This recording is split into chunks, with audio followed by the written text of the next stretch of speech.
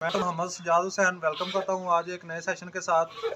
तो आज का हमारा जो टॉपिक है वो है जानवर की सफाई के वाले से कि अगर जानवर के नीचे सफाई नहीं है तो ना सफाई होने की वजह से कौन कौन सी बीमारियाँ फैल सकती है। ये मेरे काशिफ भाई है जो कि जिनके जानवरों के पास मैं खड़ा हूँ। इनको समझाने के लिए और आपकी रहनुमाई करने के लिए आज हम वीडियो बना रहे हैं। तो काशिफ साहब, ये जो आप देख रहे हैं ना, जानवरों के नीचे गोबर पड़ा हुआ है, मेरा कैमरामैन दिखाता है आपको। तो ये जो आप गोबर देख रहे हैं, आपको पता है इससे कौन कौन सी बीमारियां फैल सकती हैं। आपके जानवर को जो बार बार बुखार हो जाता है या जानवर को एलर्जी हो जाती है, जानवर के थन को साड़ू आ जाता है, और साथ ये एक जो जानवर को रेड वाटर आता है जिसको आप रातमूत्र कहते हैं, तो वो भी हो सकता है। रातमूत्र कैसे हो सकता है कि इसमें जो मच्छर और मक्खी पैदा होती है उससे जानवर को बहुत सी बीमारियां लाहक हो सकती हैं। सबसे अहम बीमारी जो जानवर को बहुत ही ख़तरनाक है, बाज़ दफ़ा वो जानलेवा भी साबित हो जाती है, वो है चेचड़ी का बुखार। उससे क्या होता है कि ब्लड पैरासाइड होता है। ब्लड पैरासाइड होने की वजह से बाज़ दफ़ा जानवर के पेशाब के साथ खून आना शुरू हो जाता है, जिसको आप रेड वाटर कहते हैं, रातमूत्री भी कहते हैं।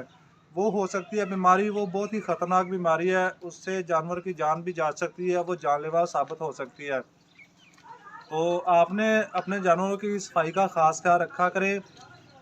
आप अपने जानवरों की सफाई का लाजमी ख्याल रखा करें। इनके नीचे जो जगह है वो खुश्क होनी चाहिए। तो इस जब आपके जानवर के नीचे गंद पड़ा है तो इसमें जानवर का लंगड़ापन भी हो सकता है।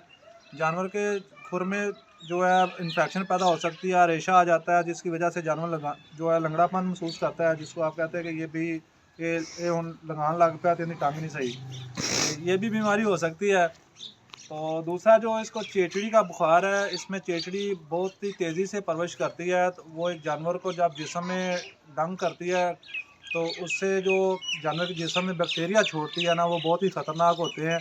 उससे बहुत सी बीमारियां जो जन्म लेती हैं। तो आप ख़ास ख्याल रखा करें। आजकल जो मौसम है सर्दी का, तो सर्दी के नीचे अगर नमी है, नमी की वजह से जानवरों को खुर की बीमारी जो है, जो इन्फेक्शन पैदा होती है, बहुत ही ज़्यादा हो जाती है। अब हम चलते हैं जानवर के अंदर, जो जहाँ पे रात को जानवर रखते हैं, आपको वो भी दिखाते हैं। ये आप देख सकते हैं गोबर अभी तक पड़ा हुआ है। तो यहाँ बीमारियों का एक गढ़ा है जो जन्म लेती है, यहाँ यहाँ से बीमारियाँ फैलना शुरू होती हैं।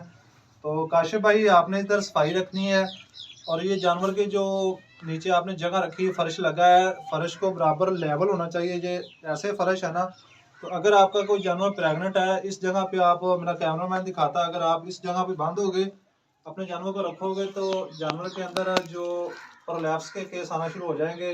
प्रोलैप्स उनको कहते हैं भाई जो जानवर पीछा मारते हैं, ठीक है।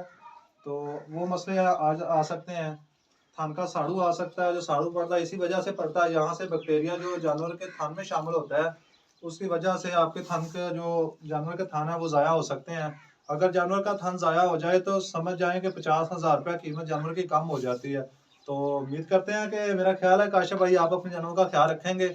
ये थी आज की वीडियो, जो कि मैंने आपको पैगाम भी पहुँचाया और भाई काशिफ की रहनुमाई की है कि अपने जानवर के अंदर जो आप जहाँ जानवर रखते हैं वहाँ सफाई होना बहुत ही ज़रूरी है। इसके साथ मुझे दे इजाज़त, मिलते हैं एक नेक्स्ट वीडियो में।